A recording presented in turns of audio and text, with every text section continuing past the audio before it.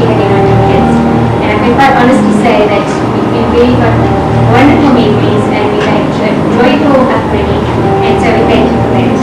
You also never realize how much of a sacrifice for you until you actually hear it yourself, and you really sit back and take thanks again for all that. So, Mom, I'd like to give you a big thanks for everything that you've done for us and for the special moments that you've shared together. And I hope you have enjoy your special day with all your friends and your children that love you very much.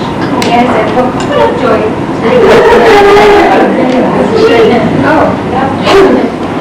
And I said, no, we won't do that. We all have been parented in a different way because we're all unique individuals.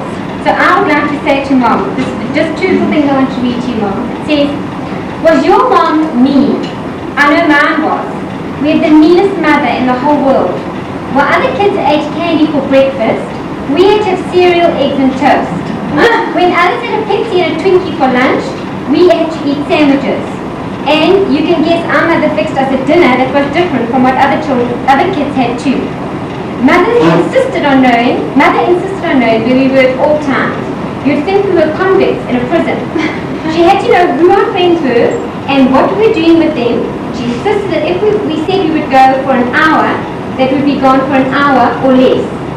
We were ashamed to admit, but she had the nerve to break the child labor laws by making us work. We had to wash the dishes, make the beds, learn to cook, vacuum the floors, do laundry, and all sorts of cruel jobs. You didn't have to cut the grass then. I think she would lie awake and now thinking of more things for us to do.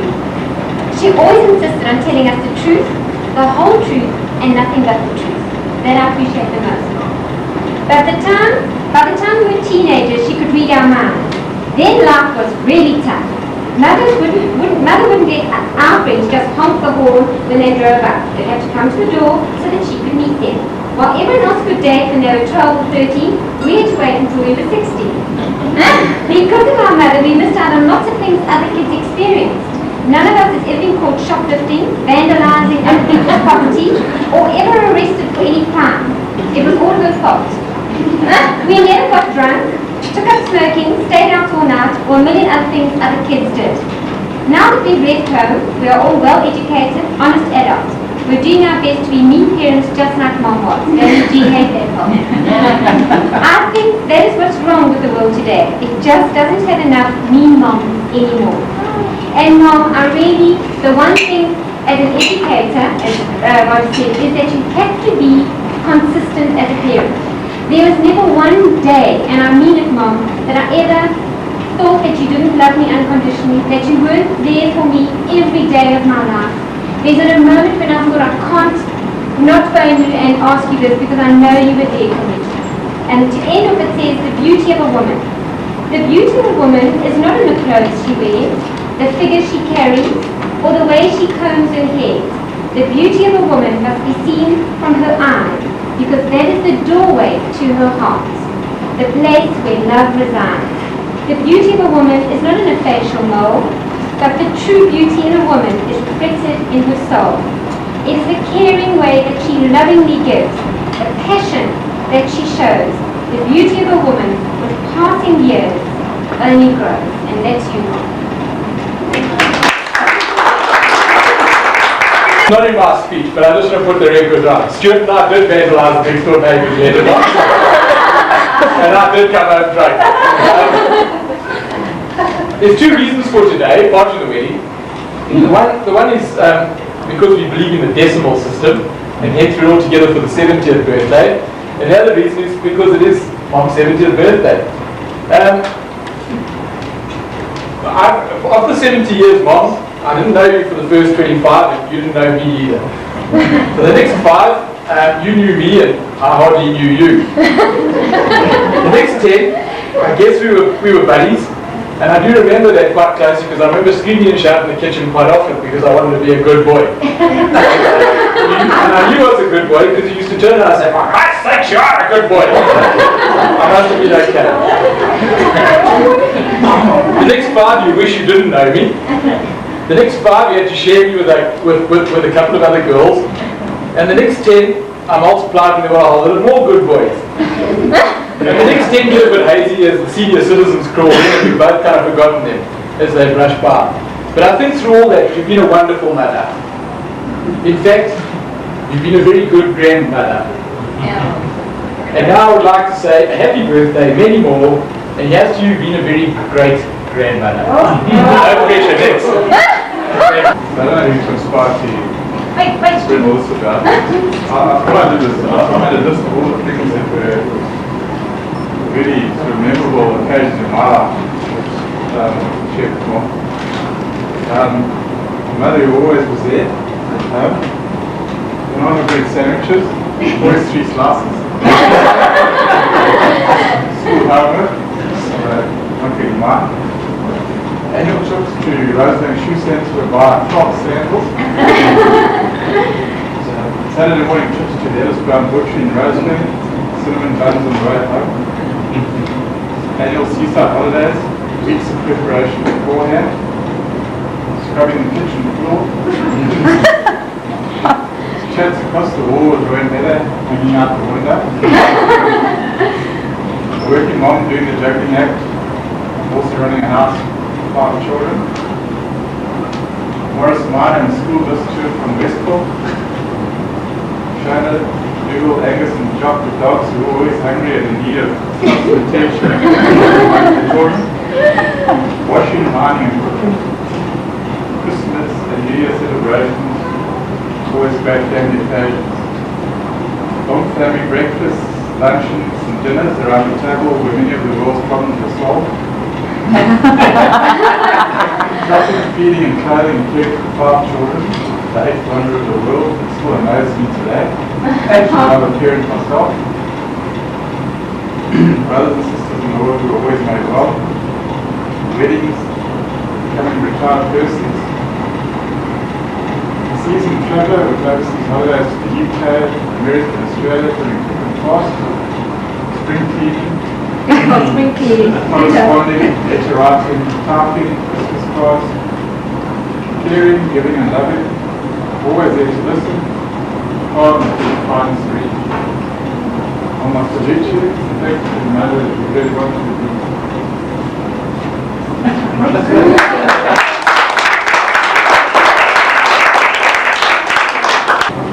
I think there's, I was hoping I'd be able to go last and just say ditto, Mom. We all have similar views, obviously, and Stu and I look like we put notes together a little bit.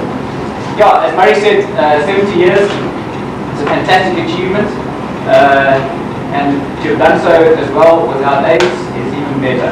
I mean, hearing aid, talking aid. When I was phoned by the girls and told that I would have to make a speech today, I got down to this task with all seriousness and haste. And when I started to think about what I should and shouldn't say, I started to worry a bit because the things come out a little bit like a eulogy. But then I thought, no, that's okay, because now's the time to say these things. There are things that we like saying. I don't think we've ever had an occasion in the family where we've actually talked to you like this. Then having decided I'd proceed on the eulogy course, I thought, well, at what level do I talk to you, as immigrant, as mother, as parent, and I think really where I'd like to spend time is on as a parent. But we'll touch on the immigrant thing first and the wife thing. Yeah, I think when I think back to your life and I think of the times in which you grew up, I'm amazed at what you did, and I have huge respect for you as a young Scottish, pale-faced lady who pitched up here in a country where 80% of the people weren't even your colour, and another 60% don't even speak your language. And I think today Murray will tell you how tough it is, but not undermining what Murray and Wendy have done. I think the new world is a small world, and we all eat Kit Kats and Kellogg's cornflakes everywhere in the world now. In your day, it was very different, and you came to a strange land, a strange culture, to meet a man you weren't even married to yet, and started a family and a life. And for that, I salute you. I admire you. I think it's a fantastic thing to do. As a mother, to touch on really what Jennifer said, as a wife, I don't know the ins and outs of your life with that, but as a child, I can only say to you, like Jennifer touched on, my overriding impression always was that you and Dad were a team. There was no way you played 2 ends up against the middle. I don't know when you did your focusing, but you came at us as one. Sure, Jock was a bit obstinate and one could work for you, but you always resolved to do things together. And you dealt with us fairly, squarely, upfront, and as a team. And I think that's, so from a child's perspective, I think as a wife, clearly were complimented and well suited. Yeah, and Jock was this sort of, hell fellow, helmet, well-met, helmet. Big ideas, let's get on and kill him kind of thing. And you were the glue in the marriage that made all those things happen. The quiet behind-the-scenes operator, in your own tough style, got things done and held the old man to the horse. Then more importantly, as a parent, I think the Oxford Dictionary defines mother as female parent, which is a pretty flat and uninteresting definition for what you've done in my life. And all I can say is, I guess my life is broken up similar things throughout here. Like Murray, I wouldn't have gone the whole 10 years, but I would have said, I was a child, I was an adolescent or a teenager, and then I was an adult. And like Stuart, the special moments from those various stages,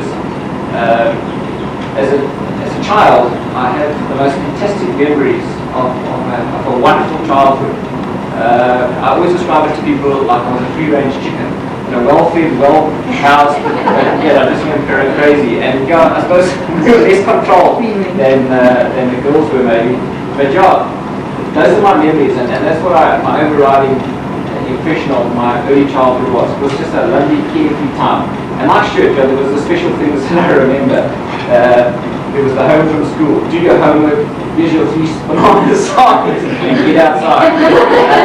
And then the play for the day was always interrupted with the bellow into the street. Or whatever it was. Like you say, dinner time. Fishing. And then there was the meals, always. And I'm awful now as a parent myself, as Jock would say, the time has come. I remember. I remember the Scotch broth and the lentils. You can hear the recipe there, because no one seems to have it. The stews and the cottage pies and the Eve's puddings. I remember those things well. The annual holidays, as Stuart would say, where shopping was done and you arrived home with the new kit for the next year for our annual holiday. They were fantastic times. The cooking, the Christmases. The Christmases, the special cooking you did, and the times we spent as young guys, wonderful memories of those things. And it always ended with the annual puke party on Christmas Day. Also, packets we eat so much here. So, it's easy to just move on, but now as a parent, instead of being scolded, we were comforted. Bed linen was changed, clean pajamas were put on you, and you were put back clean people bed. Fantastic. Really is lovely. I can go on. The teenage years, that was when you started to drive a lot more. If you want to see how to keep 3 Austin boys and 1 Cloud Cruisers bloody quiet, you put them in a little Austin 1100 with 1 target. Anyone who says, you can't move an object by thinking about it is wrong. You got down any tight corners just thinking about it. And again, I think it exemplifies a lot of you, Mark. Driving wasn't your thing. You started late in life, you never comfort, but it had to be done, and you got on and bloody did it. Thank you. And those days in Westport too, I remember. Just the ironing in the afternoons with Stuart Murray and myself trying to lift flags with your claws on your flag in between the long conversations we had. Sitting on the cup and said, don't you guys start on my kitchen. And then the annual holidays when Roy and Heather would pitch. And the baking you did, and the preparation you did, and the run around that old man and Roy had you on. I don't know how the hell you did it, and I don't know how the hell you put up with it all. And then as an adult, I moved on and became a big person myself. And again, I have wonderful memories of Sunday lunches at Rise with you and Dad and our wives and the growing family. Every year there's another sibling added. They're fantastic memories. And now we are friends. We're the old generation, you and me now. My kids think we're the same age. We're now friends, and it's wonderful to have you in our home. And my kids are now benefiting from that kind of that life you gave us. And I guess is what Stuart was saying earlier too. If I can sum it up, you're always there, but never intrusive. We could always chat to you, you're always available, and you will never embarrass Sabine, Stuart. Yeah, yeah. Thank you, and maybe have many, many years together still. Tomorrow. Out about all the things I was going to do, and it's kind of got jumbled up in my mind. All I can say, I'm going to say is that when you get on a bit, you're accused of saying too much. And when you actually have to stand up and say something, the mind starts to go a bit blank. And unfortunately these days the mind goes a little bit blank on numerous occasions. But I can't forgo the opportunity to speak to you all just briefly today. And I really do thank you all for coming. It's been lovely to come to have you all here. And it's wonderful that you've come to make this a special day, not only for me, but for Jenny and Enrico as well. And we welcome Jenny and Enrico to our family. And I hope he's going to be able to put up with us all. And I do thank you all, each and every one of my children. I don't know that I deserve all the praise I've got. I mean, I had my moments, let's face it. I'm glad you slid over the time when I chased you out of food spoons and called you all sorts of names. Try to keep it positive. But I've always been immensely proud of you, and I'm still very, very grateful for all the loving and caring that you still give me even now today. I can't look back on life. One tends to do this, and I promise I won't take long. When I turned 60, I thought, hey, this is what really. All of a sudden, I get a little tax rebate, and I get cheap movie tickets, and I don't have to pay fines when I go to the library. And it almost seemed as if I was getting presents or prizes for turning into an old age pensioner. Then I think, 10 years down the line, I wonder what I've got advantage of this. Thinking an awful lot. I believe I now have to pay less for my television license.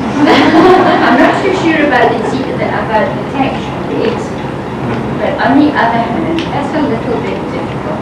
I mean, very sadly, the hair is definitely getting thinner, the waist is definitely getting thicker, the mind is definitely getting weaker, and the bones are definitely creaking a lot more than they used to.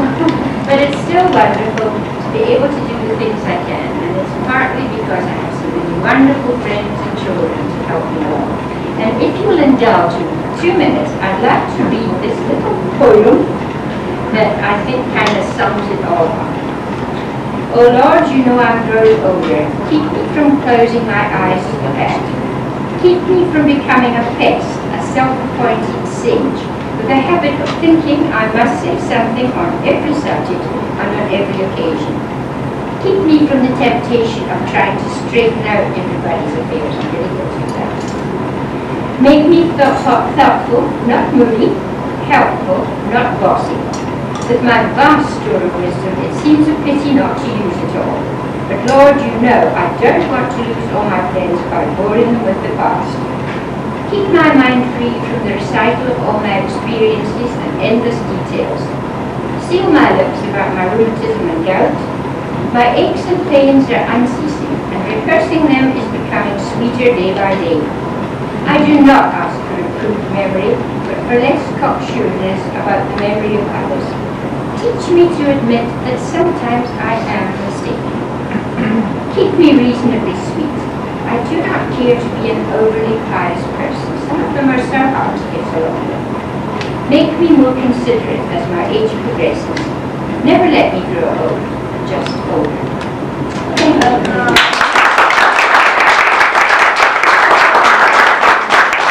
This grand on your birthday, and may you receive many more blessings. Bless the food that you're about to receive, and bless the hands that prepared it, and all the people that open up it. Amen. Amen. Thank you.